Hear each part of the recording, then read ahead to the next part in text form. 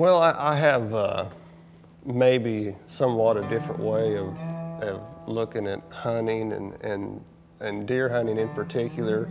I tell people, you know, I enjoy and truly just enjoy hunting big deer, but to me it's so not just about hunting a big deer or killing a big deer.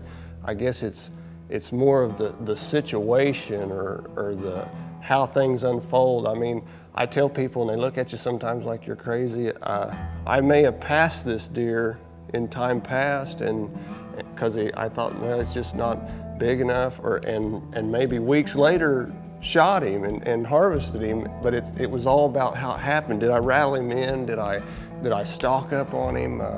You know, and it's the same way even with a doe. There may be times, you know, I'll let a doe go by, and the next time, you know, it's like you're in that groove, and what's taking place around you just makes that situation or that time, that circumstance special or whatever. I don't know fully even sometimes how to put words to it, but I mean, I guess, you know, you want to make that memory, you want to make that a special time, and that's the way I look at it. The essence of who we are and the realities in which we stand are evidence of things unseen. And the individual frames of our life that exist between the beginning and the end are influenced with purpose. They are the shadows of the substance. They are the moments that are leading us to hallowed ground.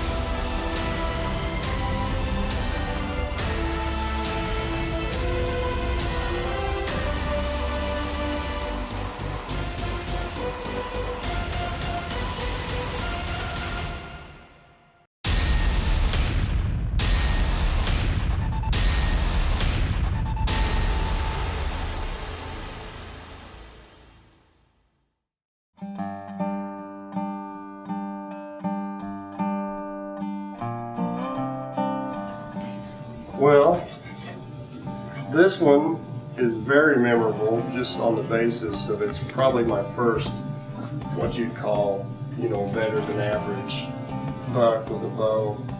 This big guy, back and back, which would be my best, probably my best. I think we had him scored at 165. I generally score don't mean, you know, a whole lot to me, but another thing I remember as he come to me, I remember those brow tines coming at me, and I just remember thinking, oh, just don't spook and keep coming, you know. But he's probably my best with a bow.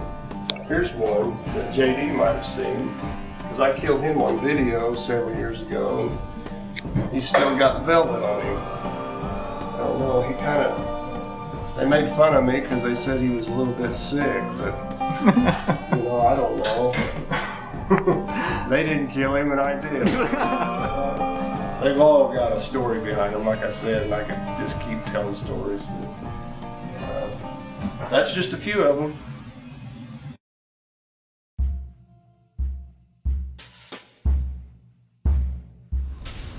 It's a little after 3 o'clock, and we've been here almost 10 hours.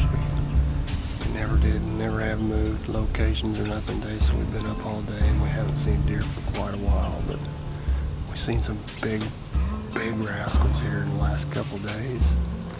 And man, we talked about it, you know, around 11 o'clock, we was like, let's just stay. What's the odds? You never know when that big rascal will get up in the middle of the day, but it's 3 o'clock now, and it's about when they started moving yesterday evening, so cross our fingers that one we seen yesterday evening, goodness gracious, we can get him back in here and get a crack at him. He would put the icing on the cake for the long week we've had. But So we're going into our 11th hour in this same tree.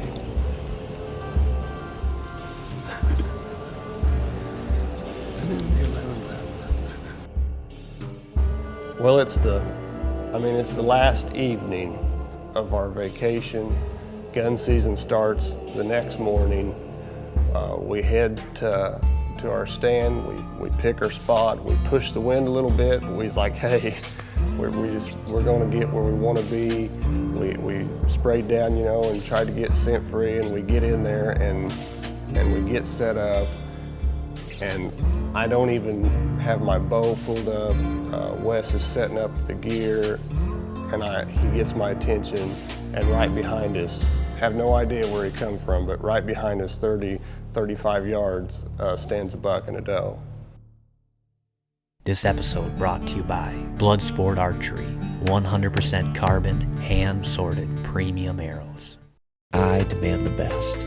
In a game of inches, when the smallest imperfections can mean the difference between success and failure, I feel confident knowing that every QAD Ultra-Rest has been designed, manufactured, and assembled right here on American soil. With unparalleled precision and uncompromised quality, the Ultra-Rest is more than a piece of equipment. It's a part of who we are. I shoot the Ultra-Rest, America's Rest, only by Quality Archery Designs. Hallowed Ground Outdoors is brought to you by Dave Smith Decoys, the highest quality decoys on the market, made in the USA.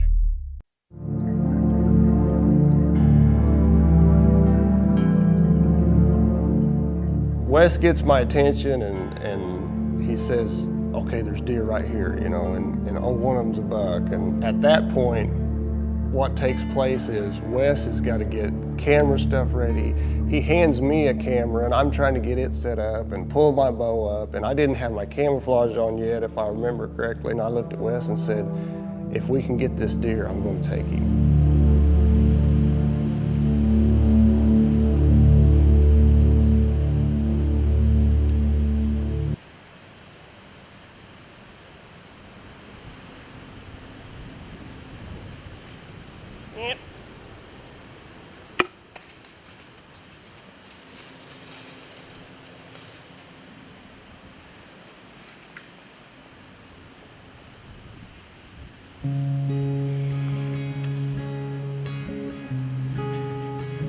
She's still standing out here, so be careful. Well, I knew, you know, when I shot the deer that, you know, he definitely wasn't the biggest deer I've ever shot, but he wasn't the smallest deer I've ever shot. And the whole time after you've made the decision, that I told Wes, I'm going to take him if I get the chance. And then you're thinking, this just can't happen. He's got to get set up. I've got to get ready, get my bow, get everything ready, you know. And it was about the situation and the scenario and how it unfolded. And, you know, I was tickled, and I will remember that deer and that hunt and the way it unfolded as much as I'll remember, you know, the biggest deer I've probably ever taken. And that to me that's just what it's all about.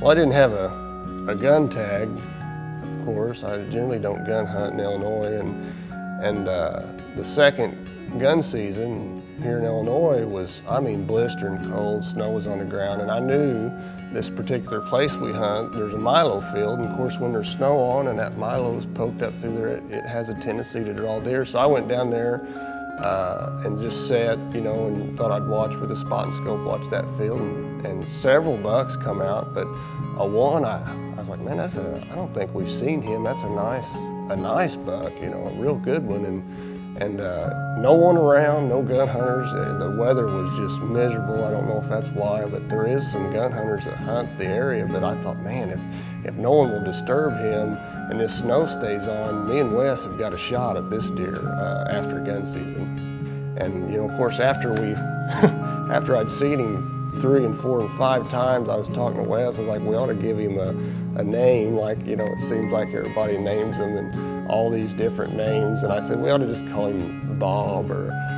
Fred or something. And we settled on Ted. I don't know why. I said, maybe Ted. And Wes said, that's good. Let's call him Ted.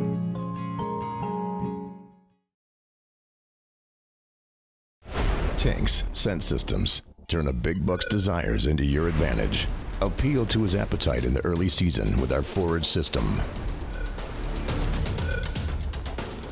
Challenge his dominance with our pre-rut system. Draw on his need to breed with our rut system. Tink's scent systems. Now you have the advantage. This episode of Hallowed Ground Outdoors is brought to you by Quality Archery Designs. Focus on the shot. We'll take care of the rest. Tink's, industry-leading lures and attractants. Non-typical wildlife solutions. Protect your plot with a hot zone deer exposure system. Night muzzleloaders. Power, style, safety, and accuracy. Hoyman's extendable premium tree saws. Evolved Harvest. Grow more groceries per acre. Lakewood Products, extreme cases for the sportsman. Wild Game Innovations, nutrition, attraction, action. Me and Lathan, we had talked about who's going to get the first opportunity for this deer, and it just so happened he said, you know, it's on you, man. We went out and we knew that the deer were coming out into the milo, so we decided we're going to sit out in this milo. We had a fresh snow on, so we built up these snow walls. Completely not what you think of when you envision deer hunting. We hadn't been there very long, and all of a sudden deer started funneling out from every direction. They come out on our right, they started coming out on our left, and within no time, all of a sudden we see Ted.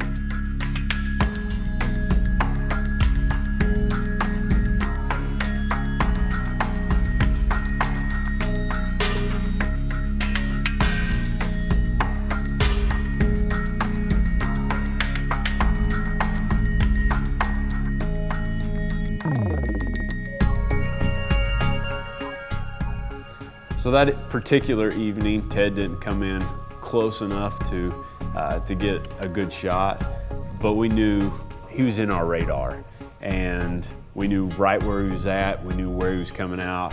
It was just a matter of time until we made things happen.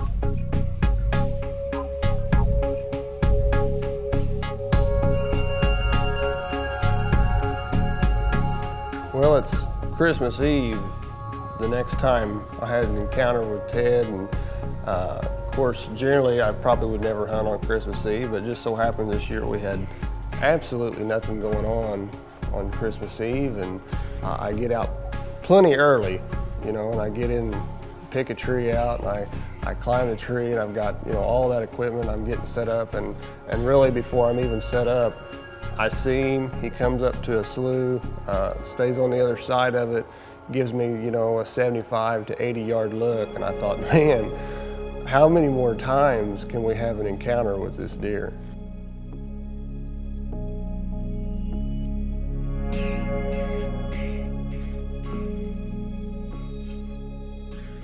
Well, I mean, we're as hardcore as they get. Here we are, late Illinois gun season. We're still bow hunting, because that's our art. We gotta wear orange. So we went ahead and added like 10 feet to our elevation. I mean, we're looking at 35 foot up in this tree, but we just wanted to get up a little higher. Plus, we're hunting the wind backwards. Generally don't do that, but season is almost over. And we've got a couple good deer we've been watching from long ways off, just waiting for the right opportunity. And the right opportunity is when we can get here, and we're here tonight. The wind's a little backwards, but we've put the doe mist down, trying to cover any of our sin, sprayed down good with the tinks, so, you know, see how it works. As long as they can come out of that thicket behind us and don't bust us and come up through here like he's been doing, we got a shot. Looking for Ted, but there's a nice 10-pointer. We ain't seen him enough to name him, but we're looking for Ted. That's the one I want. The wind was not exactly what we was looking for, but the season's just wrapping up so quick, and we just decided, you know, we're gonna hunt him, and our hopes was that he would come out towards the center of the big timber, because the wind was blowing down towards the corner, and we set up as far over, you know, thinking he would miss our wind, and we hadn't been there, you know, terribly long when again Wes said, "Oh, here comes a good buck," and I turn around and see a buck coming from right where we walked in, and sure enough, it's Ted coming from a direction we haven't seen him coming from.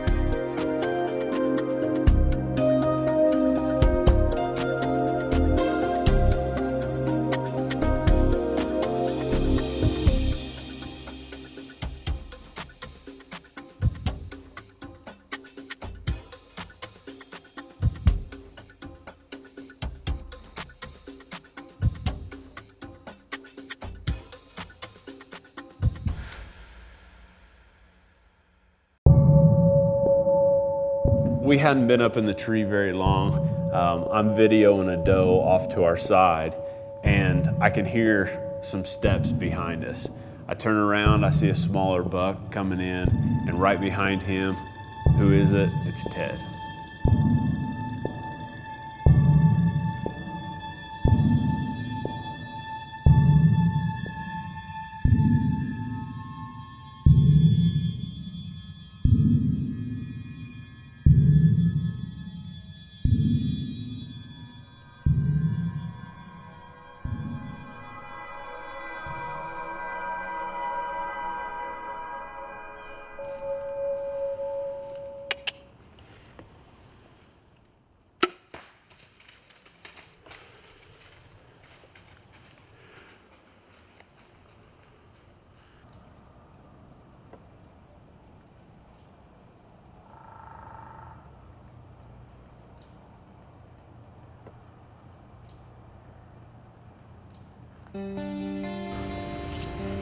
I don't know. I know I seen that arrow right in there, not too far from the shoulder.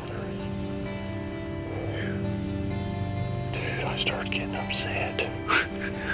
I mean, I thought at first, I thought he's gonna go down any time, you know. He stopped and then just stood there and stood there and stood there.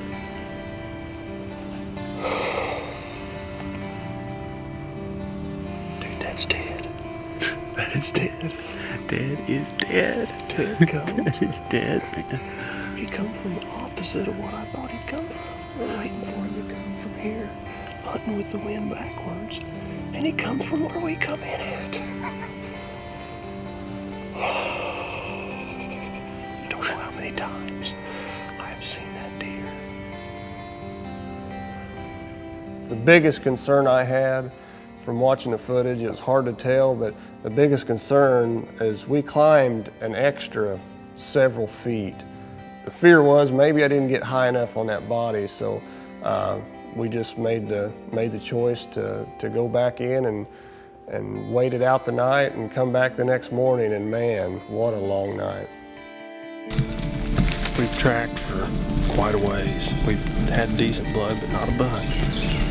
The last blood is right here that we can see, and I mean the river's right there. You know, I'm hoping he didn't cross the river. It makes it tough.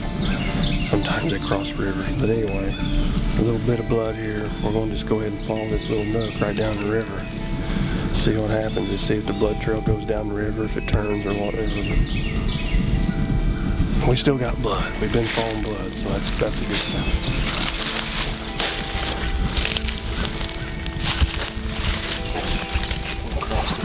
Afraid. He's heading right for it.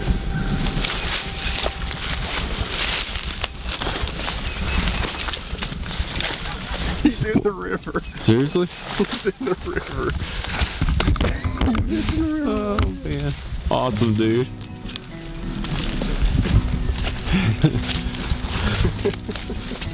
Well, it was an awesome season, some ups, some downs. That's the way you expect it to go, and I end up, you know, filling my 2 buck tags with a bow, and both memorable.